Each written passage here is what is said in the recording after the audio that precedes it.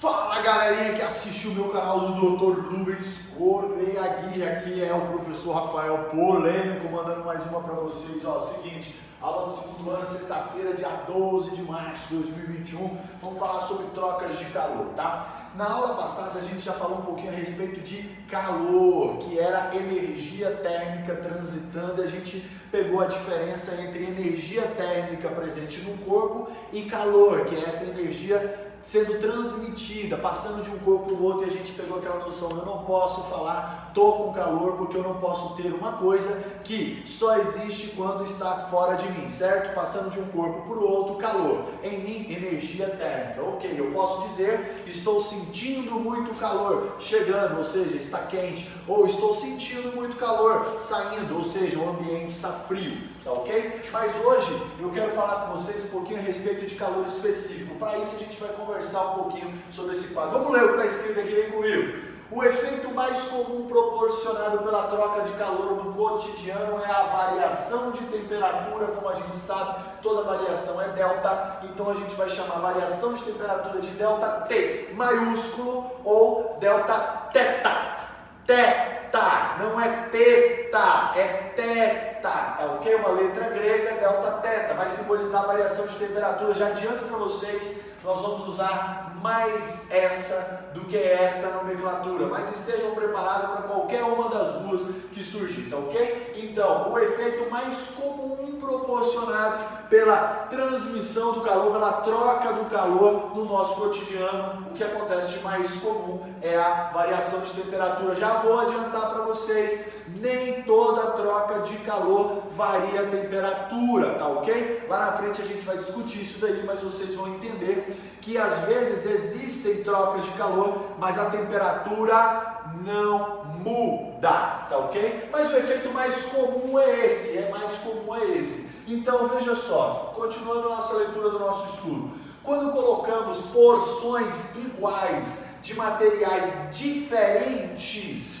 para receber ou ceder a mesma quantidade de energia térmica, ou seja, calor, transitar a mesma quantidade, observamos variações de temperaturas diferentes. Vamos lá, devagar, com calma. Quando colocamos porções iguais, tipo 1 quilo, porções iguais, de materiais diferentes, tipo ferro e cobre, 1 quilo. Sabe aquela história de 1 quilo de algodão, 1 quilo de chumbo? Tipo isso, 1 quilo de materiais diferentes, chumbo e algodão, ferro e cobre, para receber ou ceder, ou seja, trocar a mesma quantidade de energia térmica, observamos então variações de temperaturas diferentes. Aí você vai falar assim, peraí, mas se eles estão trocando a mesma quantidade de calor,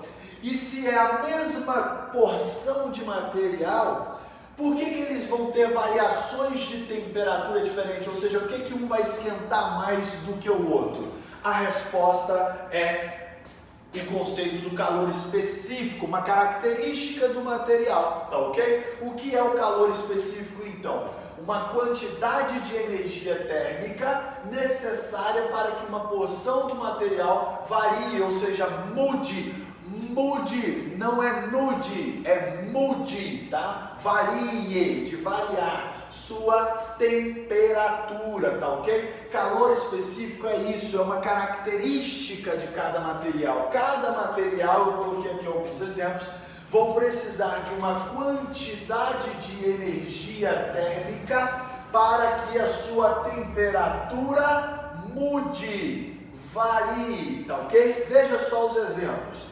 O ouro, por exemplo, o ouro, ele precisa de 0,032 calorias.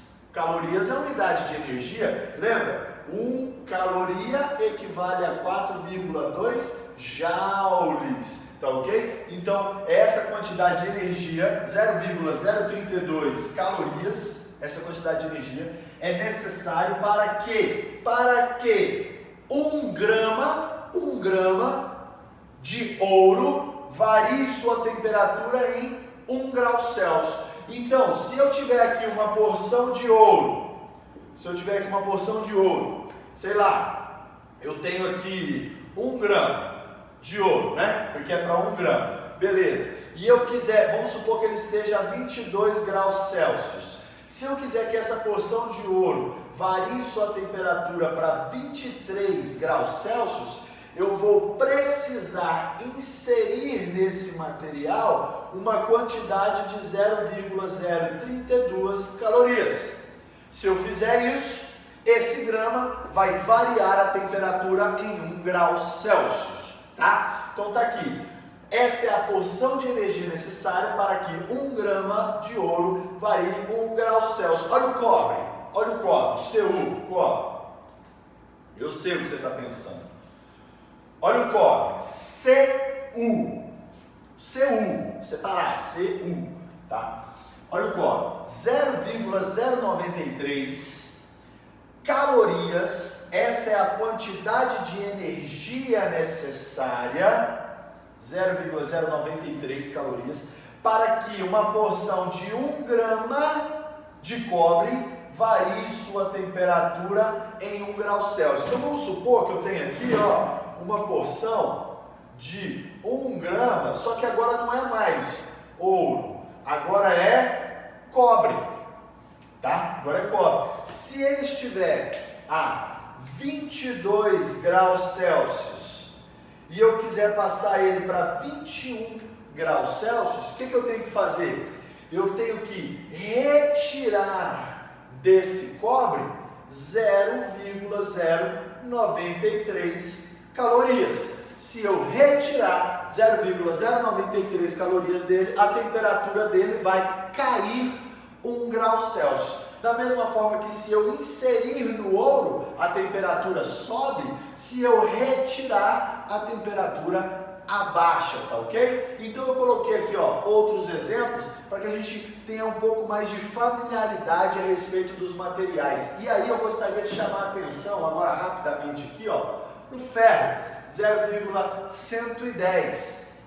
É maior a quantidade de energia necessária, ou seja, é mais fácil aquecer e resfriar o ouro e o cobre do que o ferro, porque eu preciso de uma maior quantidade de energia para que a mesma porção varie a mesma temperatura. 1 grama varia 1 grau Celsius. Eu preciso de agora 0,110 calorias. O gelo, eu preciso de 0,5. 0,5, se eu colocar as mesmas casas aqui, ó, seria 0,500. Ou seja, o gelo é muito mais difícil de aquecer, tá ok? Eu preciso de 0,5 calorias para poder 1 grama de gelo variar sua temperatura em 1 grau Celsius. Agora olha a água.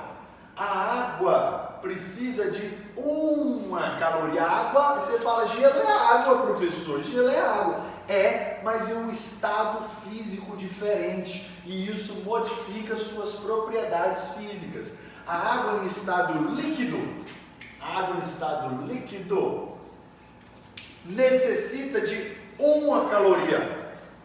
1 caloria, para que 1 grama varie 1 grau Celsius. E olha só o quanto a água precisa de mais energia para variar sua temperatura, ou seja, é mais difícil variar a temperatura da água, ou seja, é mais difícil aquecer a água do que esses outros materiais, mas também é mais difícil resfriar a água do que resfriar esses outros materiais, porque ao passo que eu preciso inserir 1 caloria para que ela aqueça 1 grau Celsius, eu também preciso retirar 1 caloria para que ela esfrie 1 grau Celsius. Então a água é tão mais difícil de aquecer quanto de resfriar, tá ok? Motivo pelo qual quando você ferve uma quantidade de água e você deixa ela ali parada, ela fica um tempão quentinha ali, porque a água precisa perder uma quantidade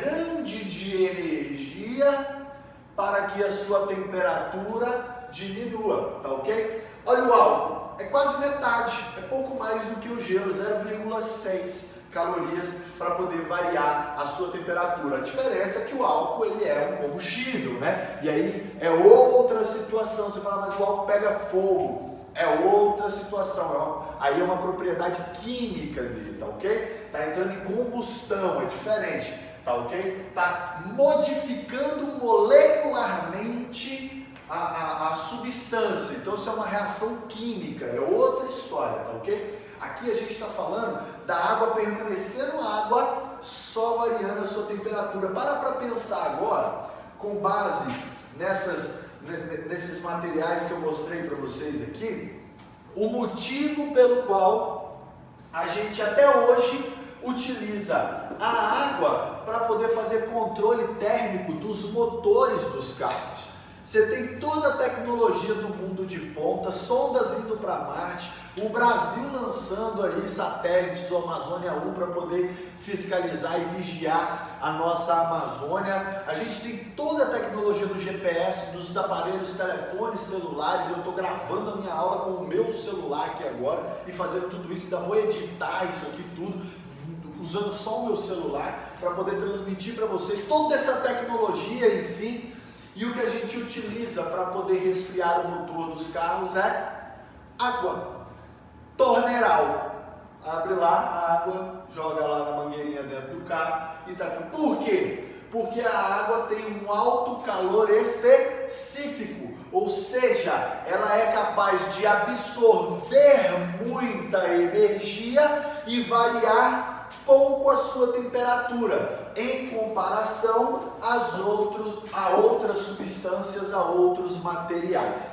Tá ok? Pessoal, a aula de hoje é isso daqui. Ela é teórica basicamente. A missão de vocês é copiar esse quadro e procurar entender do que se trata o calor específico. Se tiver qualquer dúvida, me chama no chat. Eu estou aqui disponível para poder atender vocês. Na próxima aula a gente vai avançar nesse conteúdo aqui para capacidade térmica. Os curiosos de plantão já emenda calor específico, capacidade térmica. Eu vou deixar essa aula só dessa forma, porque vocês acabaram de fazer uma avaliação de física e eu sou gente boa sempre. Valeu, falou, obrigado, fui! É nóis!